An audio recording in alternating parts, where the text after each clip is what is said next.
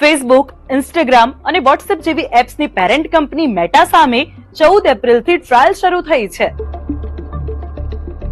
US federal trust commission એટલે કે FTCએ મેટાના founder mark ઝુકરબર્ગ પર સોશિયલ મીડિયામાં મોનોપોલી અને તેના દુરુપયોગનો આરોપ લગાવ્યો છે.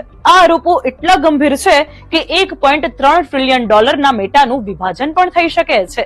લગભગ 17,000 કરોડ યુઝર્સ વાળું વોટ્સએપ અને ઇન્સ્ટાગ્રામ વેચાઈ શકે છે. મેટા પર ગેરકાયદેસર મોનોપોલીના આરોપ કેમ લાગ્યા અને શું મેટા કેસ હારશે તો ઇન્સ્ટાગ્રામ, વોટ્સએપ વેચાઈ જશે? જાણીશું આજના એક્સપ્લેનરમાં.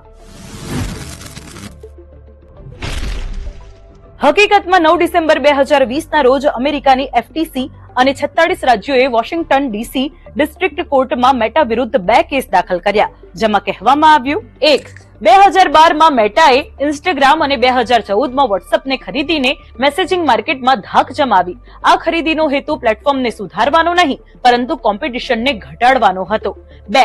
મેટાએ ખોટી રીતથી મોનોપોલી કરીને નાની કંપનીઓને દબાવી દીધી છે.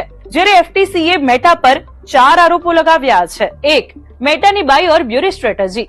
મેટાને લાગ્યું કે ઇન્સ્ટાગ્રામ ફેસબુક માટે ખતરો બની શકે છે, તેથી મેટાએ ઇન્સ્ટાગ્રામ ખરીદ્યું અને તેને તેના પ્લેટફોર્મ સાથે જોડ્યું. 2. કોમ્પિટિટર્સને વધતા અટકાવ્યા. મેટાએ સ્નેપચેટ જેવા કોમ્પિટિટર્સને નબળા પાડવાના પ્રયાસ કર્યા અને બીજી એપ્સના ફીચર કોપી કરીને તેને ઇન્સ્ટાગ્રામ પર લોન્ચ કર્યા. આ કારણે નાની કંપનીઓ આગળ ન વધી શકી. 3. ડેટા સ્ટ્રેટેજીથી માર્કેટ પર કંટ્રોલ. મેટાએ પોતાની મરજી પ્રમાણે ડેટા સ્ટ્રેટેજી અપનાવી અને પર્સનલ સોશિયલ નેટવર્કિંગ પર કબજો જમાવ્યો.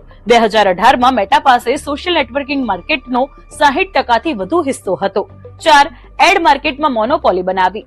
મેટાએ એડ માર્કેટ પર કબજો જમાવ્યો અને પોતાની ઈચ્છા મુજબ જાહેરાતોના દર નક્કી કર્યા. આખો વિડિયો જોવા માટે ડાઉનલોડ કરો દિવ્ય ભાસ્કર એપ.